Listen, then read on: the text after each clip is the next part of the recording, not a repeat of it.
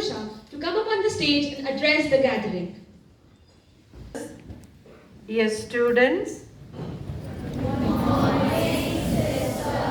please sit down. Today, as we celebrate two great leaders of our country, it is a privilege for us to be here, remembering their glorious life examples that we are recalling today in a special way.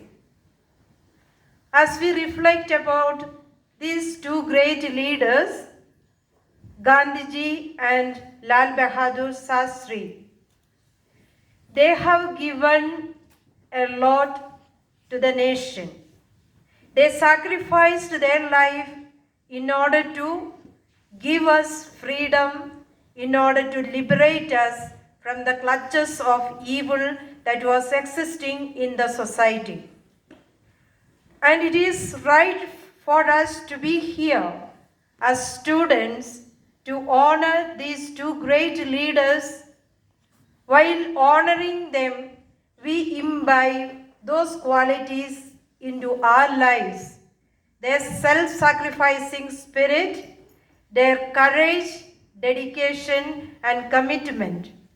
This is what we need to imbibe it into our lives today. As we speak about Mahatma Gandhi, he speaks about non-violence. That means not hurting anyone by words, deeds, or actions. And he believed that we can win over the people without using any weapon. That's how Gandhiji adopted the method of using the weapon non-violence. As I speak about non-violence, if we ask you as students or teachers, we may not be killing anyone.